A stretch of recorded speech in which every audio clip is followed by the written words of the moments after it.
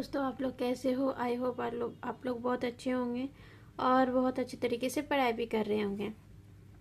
तो आज हम लोग जो है कि लॉन्ग क्वेश्चन का क्वेश्चन नंबर 7 पढ़ेंगे। ठीक है। शांतिपूर्ण व सामूहिक जीवन हेतु विभिन्नता में एकता की स्थापना करने वाले घटकों का वर्णन कीजिए।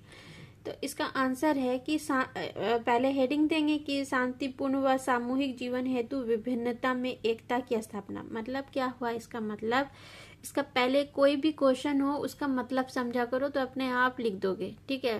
कुछ भी क्वेश्चन को पढ़ने लिखने का जरूरत भी नहीं पड़ेगा, क्योंकि ये सारी जो भी बातें हैं ये हमारे आसपास के लाइफ में जो हो रही होती है ना, बस वही चीज को आंसर में लिख दिया जाता है अपने जुबानी। ठीक है।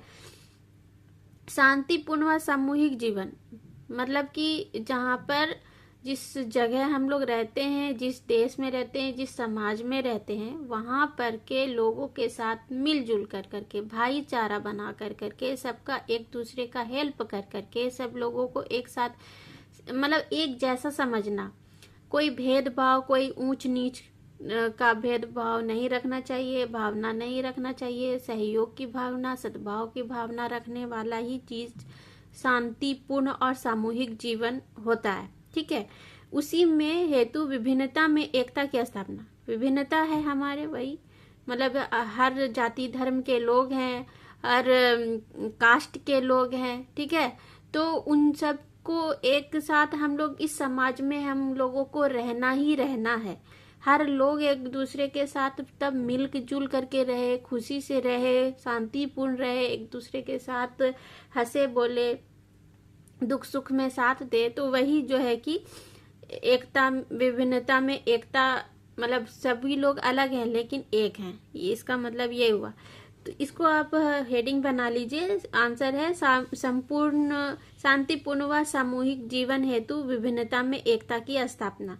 क्या है कि शिक्षा सामाजिकरण ही नहीं बल्कि इससे कहीं अधिक है। समाज में जब भी कोई अवांछनीय सामाजिक व्यवस्था की स्थिरता के समक्ष एक चुनौती बनकर खड़े होते हैं, तब समाज की नियम प्रमाण अपनी प्रभाव, उत्पादकता और फल प्रदाता के अस्तित्व की रक्षा की गुहार लेकर शिक्षा के समक्ष आ खड़ी होती है। और शिक्षा तत्कालिक वस्तु आवश्यकताओं के अनुसार अथवा रूप परिवर्तित करके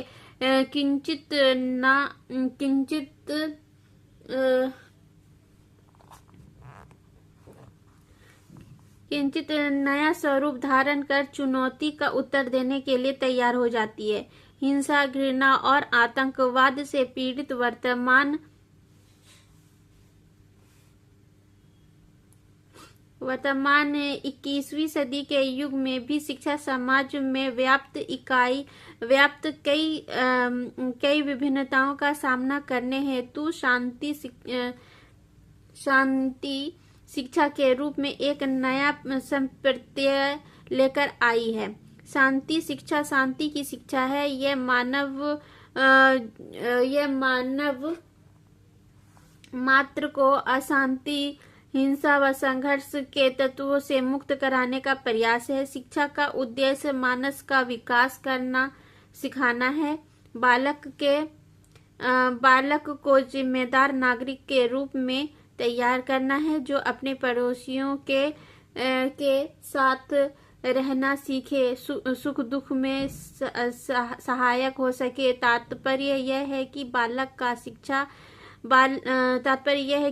का शिक्षा से बौद्धिक, शारीरिक एवं आत्मिक विकास प्राकृतिक दत्त सीमाओं तक अधिकतम होना चाहिए। एक बार इटली ने तो यहाँ तक कह दिया कि युद्ध मानव के मस्तिष्क में पैदा होता है, अतः मानव के मस्तिष्क को शांति के लिए प्रशिक्षित किया जाना चाहिए। है ना, वही बात है ना जो आगे बोला मैंने कि लोग एक दूसरे के साथ हिंसा नहीं करे, घृणा नहीं करे। और आतंकवाद तभी लेता है जन्म जब कोई चीज, किसी चीज को, किसी लोग को कोई प्रताड़ित करने लगता है, प्रताड़ित करता है, बार बार तुम नीचे जात के हो, तुम इस जात के हो, तुम उस जात के हो, मेरा तुम्हारे से कोई वो नहीं है। ऊंचा नीचा भेदभाव जो किसी के दिमाग में जो रहता है, वहीं पर किसी न किसी तरीके से मेल मिलाप खत्म हो जाता है, आपसी संबंध बिगड़ जाते हैं, एक दूसरे के साथ मिलना जुलना खत्म हो जाता है। तो ये जात पात ऊंच नीच की जो भावना है, इसको खत्म कर देना चाहिए, ताकि लोग एक दूसरे के साथ सही तरीके से सहयोग के साथ एक दूसरे का हेल्प करें, एक दूसरे के सांस्कृतिक कार्यक्रमों में भाग लें, मिलजुल के हर एक चीज, हर त्योहार, हर फेस्टिवल मनाएं, है ना। तो इससे अच्छा और क्या है। बच्चों को जो शिक्षा दी जाती है विद्यालय में, तो वहाँ पर भी तो बच्चे हर जाति धर्म के आते हैं, हर समाज के आते हैं। तो क्या वहाँ पर क्या बच्चे अलग बैठेंगे किसी बेंच पे? सिर्फ एक जो बच्चे जिस जाति के हैं उस जाति को बैठा दिया जाता है? नहीं, हर बच्चा एक दूसरे के साथ मिलजुल करके रहता है, और इन बच्चों के अंदर किसी भी तरह का कोई भेदभाव नहीं होता है। वो बच्चे हैं, उनको ये सारी चीजें पता नहीं है, इसीलिए वो एक दूसरे से टिफिन भी शेयर करने लगते हैं। उनको क्योंकि पता नहीं है कि ये मेरे नीचे जाति का है, ये दूसरे कास्ट का है।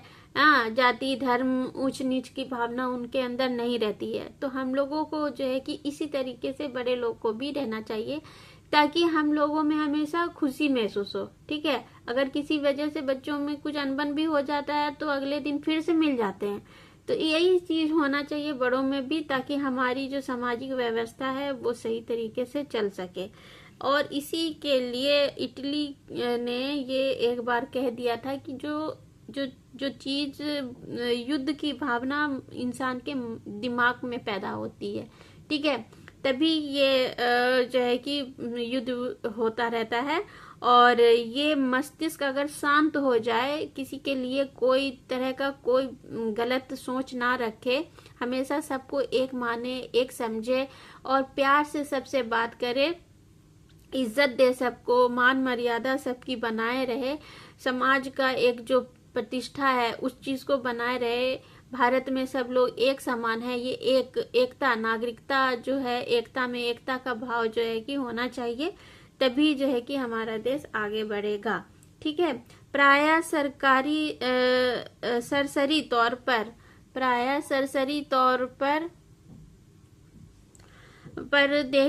देखने पर तो भारत विभिन्नताओं का समूह दिखाई देता है, परंतु भारत के यही विशेषता उनमें व्याप्त विविधता में एकता के दर्शन कराने में सक्षम है। परंतु इसके लिए हमें मनुष्य के दृष्टिकोण में बदलाव लाना होगा। उन्हें वसुदैव कुटुंबकम व सर्वे भवन्तु सुखिनः सर्वेश निरामया के वास्तविक अर्थ को समझाने के लिए तैयार करना होगा, क्योंकि उचित शिक्षा की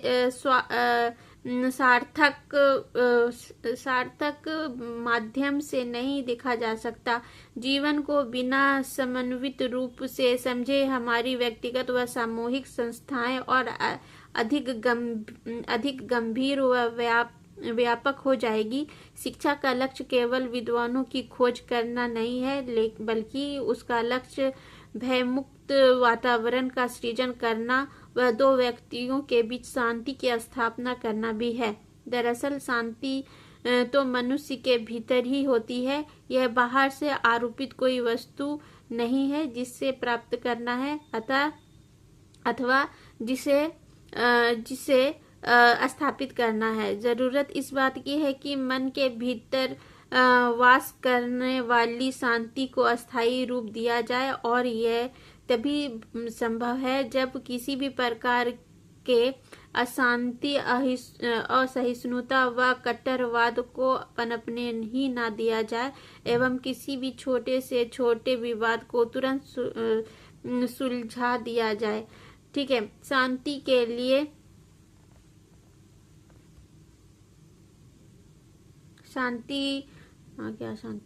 कहाँ चली गई शांति की शिक्षा का उपगम तो यह बताता है कि शांति के विकास के लिए पृथक कक्षा की आवश्यकता नहीं है, और न ही प्रत्यक्ष शिक्षण की, बल्कि पाठ्यचर्या के विषय क्षेत्रों की शिक्षा अधिगम प्रक्रिया के ताने बाने में ही शांति की शिक्षा को बुना जा सकता है। शांति को मनुष्य अंतःकरण में निहित है। शांति तो मनुष्य की अंतःकरण में निहित है, अतः उसे विषयों के प्रभावी शिक्षण के समय उद्दीपन करने की ही आवश्यकता है ना। मतलब कि जो जान जाए कि हमारे देश में क्या एक बात है कि वसुदैव कुटुंबकम व सर्वे भवन्तु सुखिन, है ना। ये जो एक संस्कृत का श्लोक है, इसका मतलब क्या होता है कि जो भी धर्म जाति ऊंच नीच का भेदभाव हमारे देश में नहीं है। हमारे यहाँ सबका वेलकम है। सब लोग आ कर के हमारे देश में रह सकते हैं। यहाँ पर हम सबका आदर भाव सम्मान एक जैसा ही करेंगे। वहाँ पर हम ये नहीं देखते कि ये अमीर आदमी है तो हम इसका अच्छे से खातिर बात करेंगे, और अगर ये गरीब है, नीची जात का है, तो हम इसका नहीं करेंगे। जो भी हमारे घर हमारे देश में आता है तो उसका हम बहुत अच्छी तरीके से इज्जत करते हैं, खातिर बात करते हैं। और हमारे अंदर जो ये घृणा पैदा होती है, ये तभी पैदा होती है क्योंकि हम अपने अंदर ये जो ऊंच नीच जात पात का भेदभाव है ना, इसको पनपने देते हैं। और ये किसी न किसी वजह से जो है कि जब लोग कुछ ज्यादा ही एक अपने जाति धर्म और ये जो ऊंच नीच की भावना है, इसके बारे में जब ज्यादा सोच विचार करने लगते हैं तो ही ये सारी चीजें जो है कि लोगों के मस्तिष्क में घर करने लगती है। और इसी से जो है कि हमारा समाज जो है कि जो हमारे देश की जो एकता है, नागरिकता है, एकता और अखंडता है, वो सारी खत्म हो जाती है। ठीक है, तो यही बात है। अब आगे पढ़ते हैं कि शांतिपूर्ण व सामूहिक जीवन हेतु विविधता में एकता की स्थापना करना। बोला ना कि विविधता में एकता ही हमारे देश की सबसे मेन इम्पोर्टेंट चीज है। ठीक है, भारतीय समाज एवं संस्कृति के अंतर्गत पाई जाने वाली विभिन्नताओं के कारण भारत में प्रजाति, संस्कृति, भाषा, धर्म, जलवायु, जनसंख्या एवं भौगोलिक दृष्टि से अनेक विभिन्नताएं दिखाई देती है। किंतु यदि हम शांतिपूर्ण व सामूहिक जीवन जीने हेतु प्रयासरत हैं तो हमें इन विभिन्नताओं में भी एकता की तलाश करनी होगी।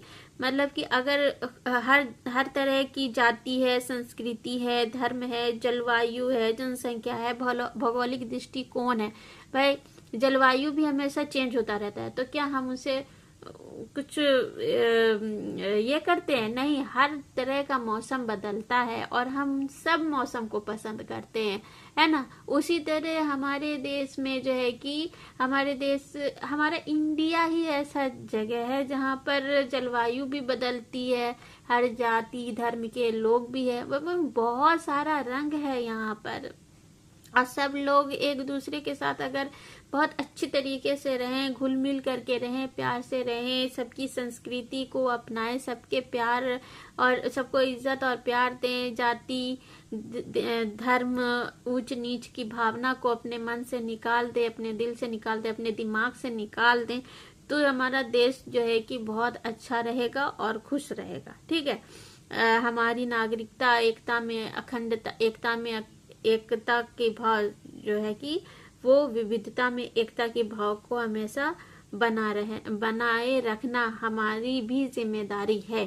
ठीक है, तो ये है इन विविधताओं के पीछे जो आधारभूत एकता है उसके बारे में राधा कमल मुखर्जी ने पंडित नेहरू के विचारों का इस प्रकार उल्लेख किया है। पंडित नेहरू ने एक बार कहा था कि भारत का सिंहावलोकन करने वाले भारत की एकता और विभिन्नता में बहुत अधिक प्रभावित हो जाते हैं। वे भारत की एकता को साधारणता नहीं देख पाते, यद्यपि युगों युगों से भारत की मौलिक एकता ही उसका महान व मौलिक तत्व रहा है।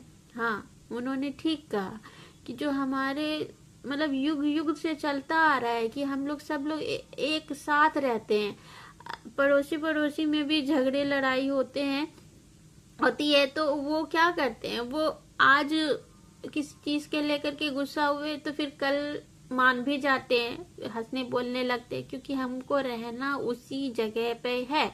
हम कभी भी एक दूसरे से इतने दिन तक गुस्सा होकर के या उनके लिए नफरत पाल कर करके नहीं रह सकते हैं।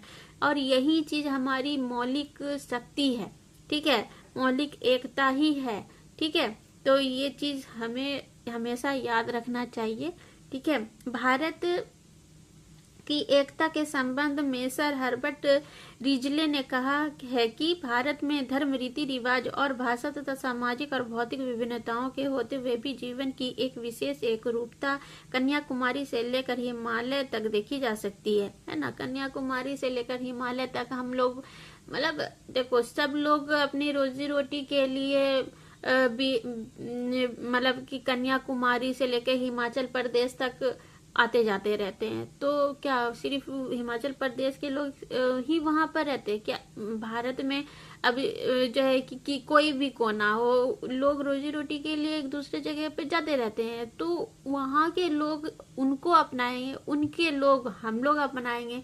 हम लोग की रीति रिवाज, हम लोग की जात पात, हम लोग की संस्कृति उनको अच्छी लगेगी, उनकी संस्कृति हमको अच्छी लगेगी। हम लोगों का खान पान ये वो सब कुछ भिन्न है, फिर भी हम लोग सब लोग एक दूसरे के खान पान को पसंद करते, नहीं बोलते कि हम लोगों को जो है कि वो पंजाबी खाना बहुत पसंद आता है, मुगलई बहुत पसंद आता है ना। हम लोग को चाउमीन बहुत पसंद आता है, हम लोगों को मोमोज बहुत पसंद आता है, हम लोगों को बिहारी जो मसाला होता है, खाना होता है, कोई कोई खाना बिहारी खाना बहुत पसंद है।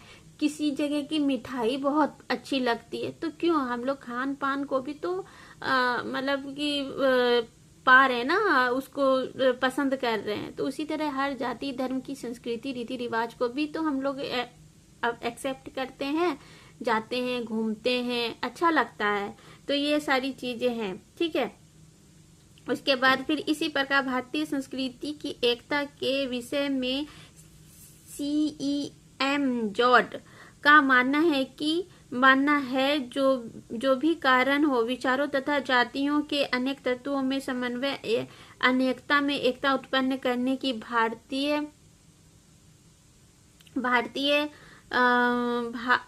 अनेकता में एकता उत्पन्न करने की भारतीयों की क्षमता एवं तत्परता ही मानव जाति के लिए इनकी विशिष्ट देन रही है ना। हमारी जाति के जो विचार हैं, जातीय एकता है, अनेकता में एकता है, समन्वय है, इन सब में जो हमारी जो इस सब चीज के वजह से जो क्षमता है, जो शक्ति है, वही हमारे लिए एक विशिष्ट रूप देती है हमें, ठीक है। तो हमारे लिए तो यही सबसे बहुमूल्य चीज है कि हम लोग हर जाति धर्म, हर संप्रदाय, हर जो है कि धर्म के लोगों के साथ हम लोग सब लोग एक साथ मिल करके रहते हैं, ठीक है। अब है कि पहला पॉइंट क्या है, कि इसी का पहला पॉइंट ये रहेगा कि पहला पॉइंट है भौगोलिक विधियों में व्याप्त भौगोलिक एकता। भौगोलिक दृष्टि से भारत अनेक विविधताओं वाला देश है। इसमें उत्तर का पर्वतीय क्षेत्र है, दक्षिण का पठार है, राजस्थान का मरुस्थल है। अब देखो जगह जगह के हिसाब से ये सारी चीजों के बारे में बता रहा है कि भौगोलिक दृष्टि से एकता कैसी है। तो इसमें उत्तर का पर्वतीय क्षेत्र है, उत्तर में पर्वतीय क्षेत्र है, दक्षिण का पठार है, राजस्थान का मरुस्थल है ना। और तो गंगा सिंधु का मैदान व समुद्री तटीय मैदान भी है। इसी कारण यहाँ जलवायु में भी विभिन्नता पाई जाती है, परंतु यहाँ के निवासी अपने में अलग रहते हुए भी एकता का अनुभव करते रहते हैं। जब कभी भी बाह्य संस्कृति से संपर्क और युद्ध का मौका आया है, तब देश के निवासियों ने अपने आप को सदैव एक समझा है। जब भी हमारे दूसरे देश से अगर कभी कोई युद्ध की कोई शंका होती है कि भाई हो सकता है युद्ध हो, तो हम लोग सब एक साथ हो जाते हैं, एक साथ मिल जाते हैं। फिर कोई भेदभाव नहीं रहता, कोई जात पात का नहीं रहता, है ना। तो यही सारी चीजें, जलवायु भी भिन्न है, फिर भी हम लोग एक हैं, ठीक है। तो फिर दूसरा है क्या, कि कि धार्मिक विविधताओं के मध्य व्याप्त धार्मिक एकता। धार्मिक दृष्टि से भी इस देश में अनेक धर्म व संप्रदायों के होते हुए भी भारत को सामाजिक एकीकरण में धर्म के लिए ही पवित्र भूमि है, बल्कि यह सिख, जैन और बौद्ध धर्मानुयायियों के लिए भी पवित्र स्थल है। मुसलमानों और ईसाइयों के लिए भी भारत में अनेक तीर्थ स्थान है। विभिन्न धार्मिक समूहों में जाति प्रथा पाई जाती है, परंतु इससे इन सब में एक समान सामाजिक युक्ति दिखाई देती है। सभी धर्मों व पंथों के सिद्धांत प्राय एक ही हैं। विचारों ने ईश्वर का मोक्ष प्राप्ति के 3 ही तरीके बतलाए हैं, ज्ञान, कर्म और योग। योग में भक्ति और साधना दोनों ही सम्मिलित है। कर्म का आशय सदाचार है और ज्ञान भ्रम और अंधविश्वासों को हटाना है और सत्य के मार्ग पर बढ़ने की प्रेरणा देता है। भारत में पाए जाने वाले सभी धर्म इन्हीं 3 में से किसी एक मार्ग को लेकर चलते हैं। सभी धर्म मोक्ष, क्रम, पुनर्जन्म और ईश्वरवाद के सिद्धांतों को मानते हैं। सभी धर्मों की मान्यताएं भी प्राय एक ही है और सबसे बड़ा उद्देश्य शांति की पुनर्स्थापना ही है। स्वतंत्रता प्राप्ति के पश्चात भारत को एक धर्मनिरपेक्ष राज्य घोषित करना इसमें पाई जाने वाली धार्मिक एकता का ही सूचक है ना। हमारे देश में जो है कि विभिन्न जाति धर्म के लोग रहते हैं, हिंदू, मुस्लिम, सिख, ईसाई, आपस में हम भाई भाई वो चीज़ है ना। तो जो है कि इन सब का जो मेन बात क्या होता है कि हमको मोक्ष प्राप्ति करना है और हमारे लिए जो है कि धर्म, मोक्ष और कर्म, पुनर्जन्म, ईश्वर के सिद्धांत यही मेन हम लोगों के हैं। और सब लोग अपने अपने जात के अनुसार, अपने अपने धर्म के अनुसार अपने अपने जो है कि गॉड की पूजा करते हैं और उनकी श्रद्धा रखते हैं, उन पर श्रद्धा रखते हैं। और मेन क्या है, ज्ञान, भ्रम और अंधविश्वास को दूर करना। मतलब कि ज्ञान हम लोग पाते हैं सदाचार से। कर्म का आशय सदाचरण है। ज्ञान, भ्रम और अंधविश्वास, ज्ञान, जिस इंसान को ज्ञान है वो कभी भी जाति, धर्म या भेदभाव का बात नहीं, मतलब कि जाति ऊंच नीच का बात नहीं करेगा। जो है कि किसी में भी जो है कि जात पात का जो एक सोच होता है ना, वो नहीं करेगा। वो हमेशा सबको एक जैसा समझेगा। ये जिस लोगों में जो है कि अपने धर्म, जाति और ऊंच नीच की भावना जिसके अंदर होती है, वो जो है कि उस सही माने में एक अंधविश्वास की ओर जा रहा है। उसको जो है कि जब तक कि सही ज्ञान नहीं मिलेगा वो इस मूल्य को नहीं समझ सकता है। ठीक है, तो हमारे अंदर जो है, और सभी लोग अपने अपने ईश्वरवाद के अनुसार अपने अपने ईश्वर को, अपने गॉड को मानते हैं और उनकी पूजा अर्चना करते हैं। कोई किसी के इसमें कोई डिस्टरबेंस नहीं देता है। अपने अपना सबका फ्रीडम है। भारत में आज़ादी के बाद सबको जो है कि एक धर्मनिरपेक्ष राज्य घोषित किया गया, जिसमें सभी लोग अपने अपने धर्म के अनुसार अपने अपने जो है कि संस्कृति, रीति रिवाज का पालन कर सकते हैं और अपने अपने धर्म के अकॉर्डिंग चल सकते हैं। जो भी कुछ कर सकते हैं वो फ्रीडम दिया गया है। ठीक है ना। तो यही हमारे धर्म की एकता की सूचक है। ठीक, अब है भाषाई विविधता में एकता। भाषा भी अलग अलग है ना। जो सब लोग अलग अलग हैं, सब जगह अलग अलग है। हिमाचल और कन्याकुमारी और राजस्थान और ये वो तो हर बिहारी, पंजाबी, गुजराती, मराठी है, ये सब जगह में भाषा भी तो अलग अलग है। तो उसमें भी हमारी फिर भी एकता है। ठीक है। भारत पॉइंट 3 है कि भाषाई विविधता में एकता। भारत के विभिन्न प्रांतों में अनेक भाषाएं अस्तित्व में रही है। इन विभिन्न भाषाओं के कारण ही भारत में विविधता दिखाई देती है। वर्तमान में भारत के संविधान द्वारा 22 भाषाओं को मान्यता प्रदान करने के अतिरिक्त भारत के विभिन्न भागों के लगभग 545 भाषाएं व्यवहार में लाई जाती है।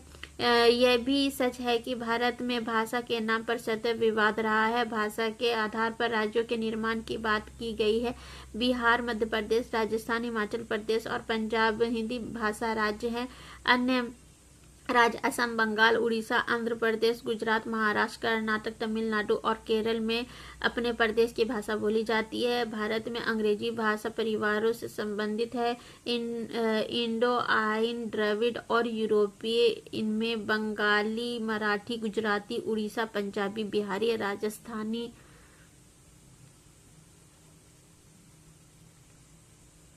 राजस्थानी, असमी संस्कृति, हिंदी, सिंधी और कश्मीरी भाषाएं इंडो आर्यन है। तमिल, तेलुगु, कन्नड़ और मलयालम द्रविड़ है और अंग्रेजी, पुर्तगाली और फ्रेंच यूरोपीय भाषाएं हैं। इसमें संस्कृत एक ऐसी भाषा है जिसकी रचना शैली और शब्द भंडार का दूसरी भाषाओं पर अत्यधिक प्रभाव पड़ा है। द्रविड़ परिवार की तमिल भाषा में संस्कृत के अनेक शब्द हैं। संस्कृत को भारतीय भाषाओं का आधार माना जाता है। वैसे सभी भाषाओं की व्याकरणिक रचना शब्द भंडार समान है।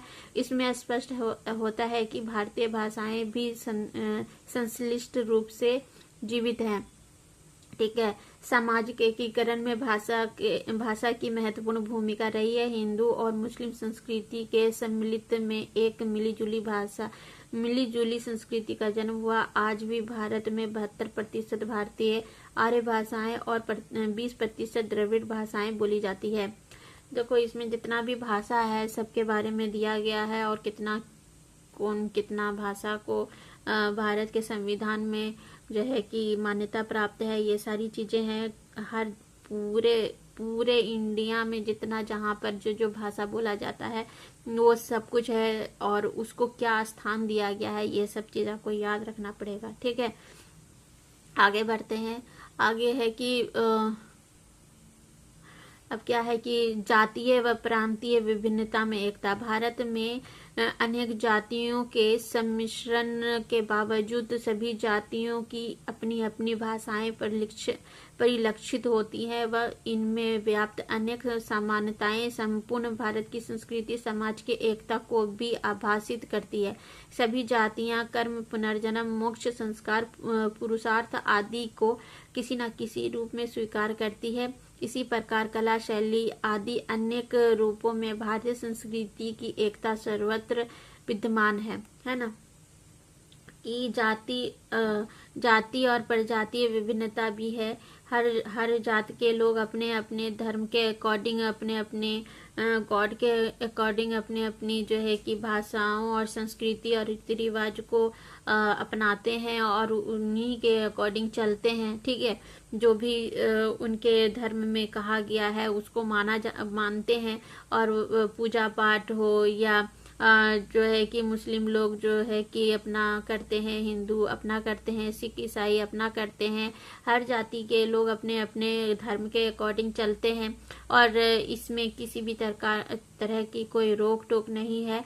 और सभी लोग का मेन मकसद क्या है कि उनको जो है कि पुरुषार्थ पाना है। उनको जो है कि उनकी मुक्ति का किस तरह का जो रास्ता है, उनको मोक्ष किस तरह से पाना है वो चीज देखना है और अपने धर्म के अकॉर्डिंग सारी चीज को करना है।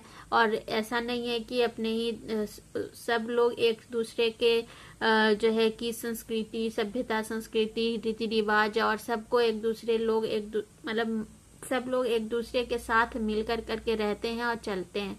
ठीक है, तो ये भी विभिन्नता है, फिर भी इसमें भी एकता है। ठीक है, पॉइंट नंबर 5 है कि राजनीतिक विभिन्नता में व्याप्त राजनीतिक एकता।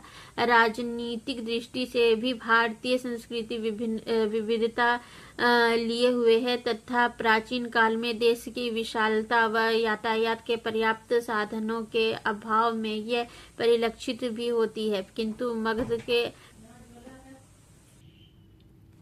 अब 5 नंबर पॉइंट है कि राजनीतिक विविधता में व्याप्त राजनीतिक एकता। राजनीतिक दृष्टि से भी भारतीय संस्कृति विविधता लिए हुए है तथा प्राचीन काल में देश की विशालता व यातायात के पर्याप्त साधनों के अभाव में यह परिलक्षित भी होती है, किंतु मगध के अजात शत्रु मौर्य, आंध्र और गुप्त सम्राटों ने राजनीतिक परंपरा की एकता को बनाए रखा। मध्य युग में भी अकबर, औरंगजेब व मराठों के पेशवाओं ने भारत की राजनीतिक एकता को बांधे रखा। उस समय भी केंद्र के सारे साम्राज्य का शासन संचालित होता था। आज भी स्वतंत्रता प्राप्ति के पश्चात हमारे यहाँ प्रजातांत्रिक प्रणाली को अपनाया जाता है। हमारे देश में अनेक राजनीतिक दल हैं तथा व्यक्तियों को अपने दृष्टिकोण के अनुसार इनका समर्थन करने की स्वतंत्रता है। कभी कभी राजनीतिक विचारधाराओं जैसे साम्यवादी तथा प्रतिक्रियावादी अथवा समाजवादी एवं पूंजीवादी में संघर्ष की स्थिति पैदा हो जाती है, परंतु इससे संस्कृति संघर्ष की स्थिति नहीं बनती, क्योंकि संघर्ष विचार शिविरों का नहीं, राजनीतिक नेताओं के अहम और सत्ता की भूख का है। अतः यह संघर्ष ही सतही तौर पर सुलझाया जा सकता है व इससे भारतीय संस्कृति की एकता खतरे में नहीं पड़ सकती। मतलब ये इसमें राजनीतिक विविधता में व्याप्त राजनीतिक एकता भी है। मतलब कि हर राजनेता अलग अलग देश के हैं, अलग अलग जगह के हैं, लेकिन फिर भी उनमें एकता है। और जो है कि पहले जो है कि मगध के अजात शत्रु मौर्य, आंध्र और गुप्त सम्राटों में भी यही था। मुसलमान जब अकबर मध्य युग जब आया तब फिर उस टाइम में भी अकबर और औरंगजेब पर मराठों में पेशवाओं का भी यही सोच था कि हम लोगों को सबको एक जात एक केंद्र में रह करके सब लोग एक साथ रहें और सब लोगों को जो है कि प्रजातांत्रिक प्रणाली का अपनाते थे। उस टाइम में भी जो है कि पहले भी था और स्वतंत्रता प्राप्ति के बाद भी जो है कि प्रजातांत्रिक प्रणाली को अपनाया गया।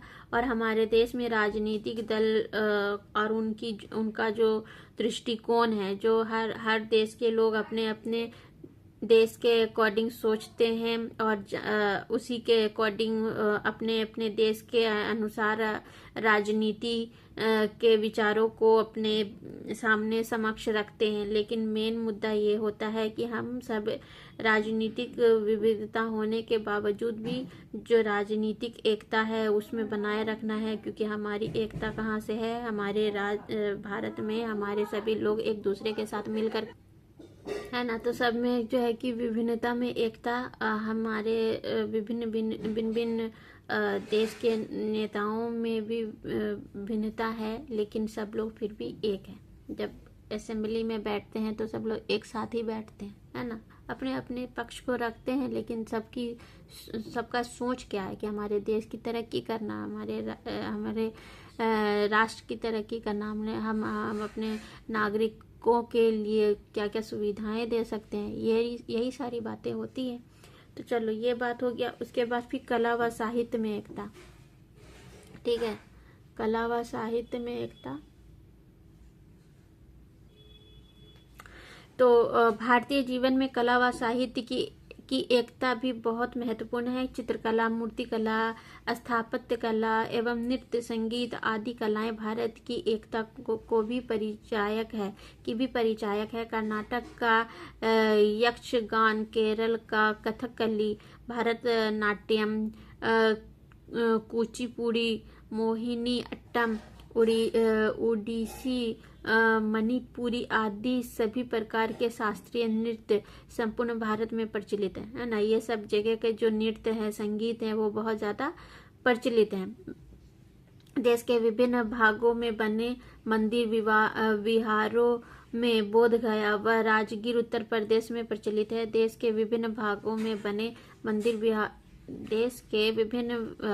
में बने मंदिर बिहारों में बोध गया व राजगीर उत्तर प्रदेश में, सारनाथ मध्य प्रदेश के विदिशा में, सांची के स्तूप महाराष्ट्र के मराठावाड़ा जिले में स्थित अजंता, एलोरा व एलिफेंटा की गुफाएं, अमृतसर का स्वर्ण मंदिर आदि सभी भारतीय कला व संस्कृति विरासत के ही प्रतीक है। कई इस्लामिक मस्जिदें, स्मारक चिन्ह व तीर्थ स्थान भी संपूर्ण भारत में देखे जा सकते हैं, जिसमें कुछ अपनी शिल्प कला के लिए सर्वविदित है। इसी प्रकार भारतीय शास्त्रीय संगीत भी भारतीय सांस्कृतिक एकता को प्रदर्शित करता है, जिसकी जड़ें सामवेद में देखी जा सकती है। लोक धुनें जैसे भोपाली राग, आहरी, भैरव एवं ध्रुपद, ठुमारी, ख्याल व गजलें संपूर्ण भारत में प्रचलित है, जो हिंदू और मुसलमान घराने की एकता का चित्र प्रस्तुत करती है। ये जो ठुमरी, ख्याल व गजलें, ख्याल के जो ख्याल साहब थे उनकी और गजल, ख्याल साहब की शायरी, ये सब जो है कि, और ये सब जो भी संस्कृति हमारे देश की है, उसमें जो भी संगीत है, कला है, नृत्य है और भाषा से रिलेटेड बहुत सारे ऐसे जो है कि प्रदर्शनी होती है, वो सारी चीज़ें जो है कि मंदिर है बहुत सारे, राजगीर बिहार में, बोध गया राजगीर में उत्तर प्रदेश, ये सारी जगह के जो मंदिर हैं और कुछ मस्जिद भी प्रचलित हैं, जिससे कि हमारे देश में किस तरह से हर जाति धर्म के लोग और उनकी रीति रिवाज और उनकी संस्कृति, उनके जो है कि संगीत भी, नृत्य भी, ये सब चीज़ एक दूसरे को लोकप्रिय बनाती है, प्रसिद्ध है हमारे देश का। ये सारी चीज़ें प्रसिद्ध है और इसी से हमारे देश की पहचान होती है। जब कोई हमारे देश में बाहरी विदेशी कोई आता है तो हम लोग क्या करते हैं, हम लोग फेस्टिवल के तौर पर उनको अपने देश की यही सारी चीज़ें दिखाते हैं, सुनाते हैं, ताकि और वो लोग क्या होते हैं, वो लोग इम्प्रेस होते हैं, है ना। तो हम लोग अपने देश की यही सारी चीज़ें जो हमारे सब जाति धर्म के लोगों के में कुछ ना कुछ जो है कि प्रचलित है, ठीक है। कहीं शायरी है, कहीं गज़ल हो रहा है, गज़ल नाइट होता है, कहीं शायरी होती है, कहीं कविताएं पढ़ी जाती है, कहीं नृत्य होते हैं, सांस्कृतिक नृत्य, कहीं मूर्ति चित्रकार हुए हैं। तो ये सारी चीज़ें जो है कि हमारे देश में सब लोग एक दूसरे से मिलजुल करके रहें और हमारे देश का जो भी ये सारी चीज़ें प्रसिद्ध है, इनसे हमारे देश का नाम रोशन होता है। तो ये कला और साहित्य में भी हमारे यहाँ एकता महसूस होती है और इससे भी हमारे देश का विकास होता है, ठीक है। तो आज जो ये क्वेश्चन हम लोगों ने पढ़ा कि जो सारी जो शांतिपूर्ण तौर पर हम लोगों को जो विभिन्नता में एकता है, ये क्या है, तो ये यही सारी चीज़ें हैं कि हम लोग सब लोग की जो संस्कृति है, कला, संस्कृति, रीति रिवाज, जाति प्रजाति विभिन्नता और राजनीतिक विविधता के साथ भी हम उसमें भी एक हैं। हमारे जलवायु अलग हैं, भौगोलिक जो जलवायु होते हैं वो अलग है, हमारी भाषा अलग है, हमारे जो जाति धर्म के जो परंपरा है वो अलग है, तब भी हम लोग एक हैं, ठीक है। तो आई होप आप लोगों को आज बहुत अच्छा लगा होगा ये पढ़ करके। तो और अभी तक आप लोगों ने मेरे जेनजी क्लासेस को सब्सक्राइब नहीं किया है तो प्लीज़ सब्सक्राइब कर लीजिए और बेल आइकन दबा लीजिए, ताकि आने वाली ऑल नोटिफिकेशन आपको मिलती रहे। और ऐसे ही और बहुत अच्छी तरीके से पढ़ने के लिए आप मेरे और भी जो प्लेलिस्ट में क्वेश्चंस पढ़े हुए हैं आप उनको भी जाके देख सकते हो। और प्रैक्टिकल से रिलेटेड आपको अगर कोई भी क्यूरी चाहिए तो आप वहाँ पर भी मेरे प्ले लिस्ट पे पड़े हुए हैं सारे सेमेस्टर्स के प्रैक्टिकल फाइल हैं। आप उनमें से जाकर के जो भी आपको ज़रूरत हो आप उससे हेल्प ले सकते हैं। ठीक है, तो आज के लिए इतना ही। उम्मीद है कि जो भी हमारे लिए जो सिलेबस बनते हैं ना, वो हमको ज्ञान देने के लिए बनते हैं, सिर्फ किताब में पढ़ने के लिए नहीं कि पढ़ लिया और समझ गए। हम लोग के आसपास यही सारी चीज़ें हैं और इसी से हम अब अगर सही ज्ञान है, सही सोच है, तो हम सबको एक तरह का सोच करके चलेंगे तो हमारे देश का भी विकास होगा, खुद हमारा भी विकास होगा। हम देखो, कोई कोई इस जाति का है तो उस जाति के लोग अगर उसको ये चीज़ नहीं आ रहा है तो वो जाके उससे सीखता है, मान लो, ठीक है। हर किसी से काम पड़ता रहता है ना। मोची अगर मोची नीचे जात का है तो क्या हम लोग उससे चप्पल नहीं सिलवाते हैं ना। अगर मोची अगर तुम बड़े जात के हो और डॉक्टर हो तो क्या तुम उसका दांत नहीं तोड़ोगे या इलाज नहीं करोगे, उसके सर्दी खांसी के लिए उसको छुओगे नहीं, ट्रीटमेंट नहीं दोगे। तो ये सारी चीज़ें मतलब भेदभाव से हटा देना चाहिए अपने दिमाग से और सभी एक साथ मिलजुल करके रहें, तभी हमारे देश का विकास होगा। चलो आज के लिए इतना ही, कल फिर मिलते हैं अच्छे से क्वेश्चन के साथ, क्वेश्चन नंबर 8। ठीक है, तो आज के लिए इतना ही। Take care, bye bye. और प्लीज़ मेरे चैनल को सब्सक्राइब करो और कमेंट भी करो ताकि मुझे पता चले कि आपको मेरा पढ़ाया हुआ कैसा लगता है। ठीक है, तो टेक केयर, बाय बाय।